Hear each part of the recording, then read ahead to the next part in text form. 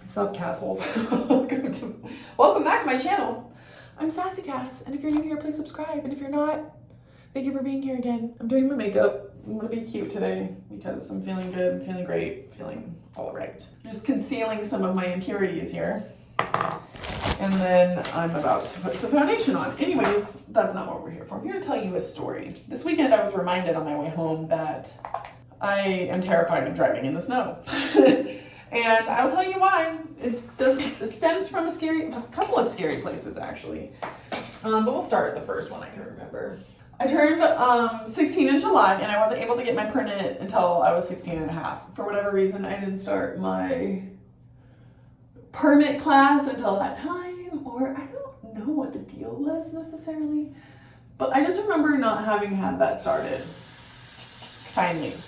So I was 16 and a half when I got my license. So it was January and it had snowed. I remember getting out of class early. It was kind of a big deal. I remember me getting my license because and it's like a sign of freedom kind of in a small town, right?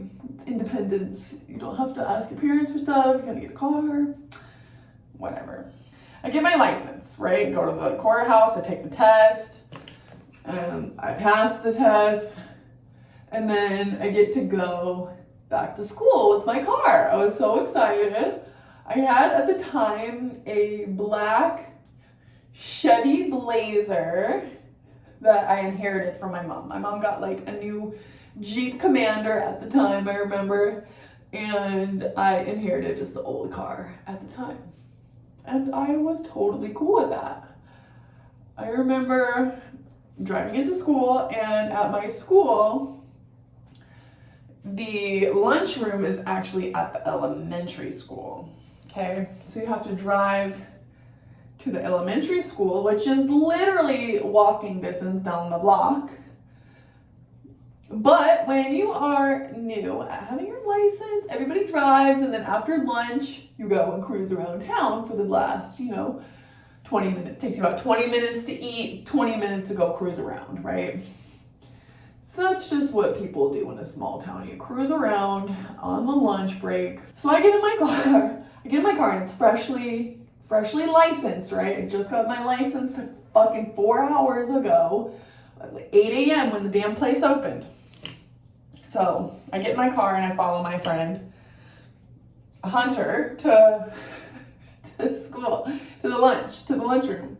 And he pulls up, and he at the time is driving like a really old beat up Ford F-250 or something like that. It was an old truck. And it was big, it was hefty, it could take a beating. I just remember. And I remember pulling up behind him, and there was fresh snow on the ground. I didn't know how to pump my brakes at the time. So I'm slamming on my brakes and my traction control hits. And I am just skidding down the street. And at this time, my friend is out of his pickup truck and he's almost into the school where we're going to eat. And I remember crashing into the back of his car. I was attached to his ball hitch. The front of my vehicle was attached to the back of his car, right? Attached to his ball hitch. I remember crashing my car into the back of his, and he looks back from the elementary school and just goes inside. Mind you, I'm just such a goody two-shoes. I'm such a goody two-shoes thinking about it. I go inside to my friend who has a lunch tray already. He sat down and ate, and I'm like, do we need to exchange insurance information? And he's like, get a plate and sit the fuck down. I'm like, are you serious? I just wrecked into your car out there. And he's like, it's fine. We'll figure it out after lunch. I'm like, okay. So the entire lunch, I'm just getting kind of like roasted by my friends. If you guys like wonder why I can take like so much like verbal abuse, my friends were very abusive now that I think about it.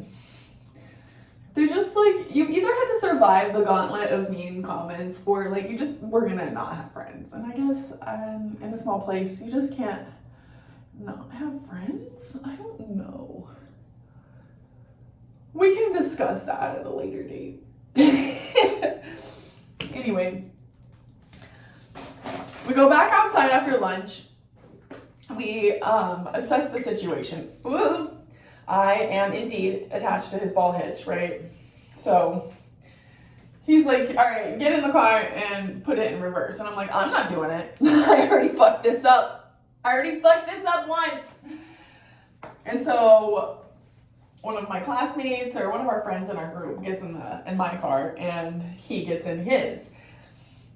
They start trying to pull us apart because my car is really attached to his ball hitch right now. And I literally am watching my vehicle about to watch my bumper just fall off the front of my car, right? I'm like panicking. I can just like see how much trouble I'm gonna get into when I get home.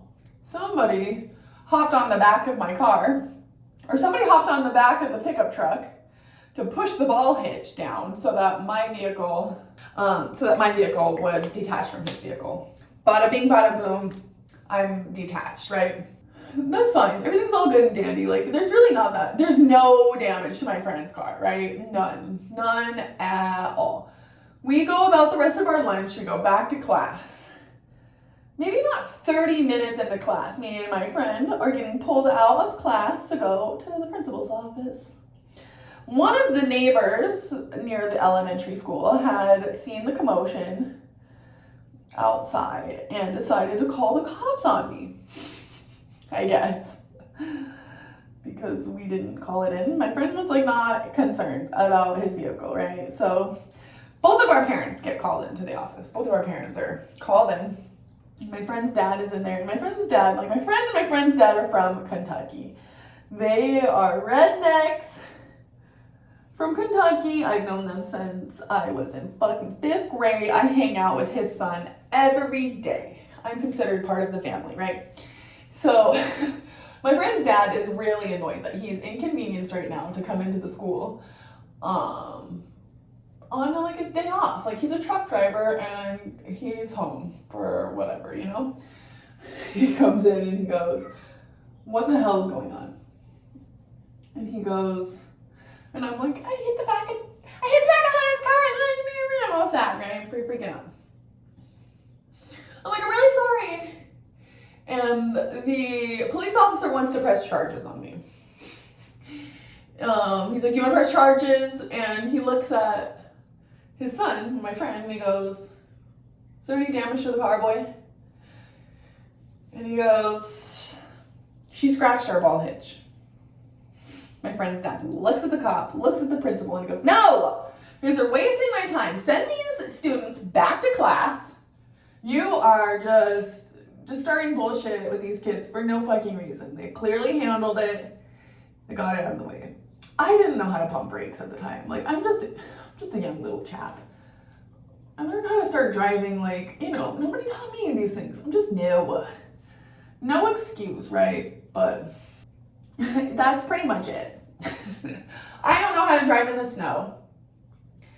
I still had multiple instances after that where I just became more and more terrified of driving in the snow. It's why I don't live in Colorado. And just the idea of moving back frightens the shit out of me because I don't want to get hurt. I don't want to get hurt. Damn, girl, get yourself a juicy lid. So on my way back from Colorado, this past weekend from the holiday, I went home to visit my family. I had to drive through Loveland Pass, which it said it wasn't going to be stormy. It was. Indeed, it was, my friends. So I spent like an hour and a half maybe, just petrified driving home to get back to you guys. And I just thought of this story like, oh my God. The first day I had my license, I wrecked because of the snow. So just me driving down a mountain, that was enough for me. Is it blended? Jesus. I don't think that eyelash is on. Anyway, that's it. That's the story. Don't be like me. Be safe. Don't move to Colorado because sometimes it snows. And sometimes you're just not prepared for it. Or do, and have a great time. I mean, a lot of people like it there. Anyway, I hope you have a beautiful day. I hope you enjoyed my story. I'm sorry I haven't been as regular on posting as I should. promise you. It won't be like that for much longer. Is there a booger hanging out of my nose? Ew. I hope you have a beautiful day. See you next time. Love you.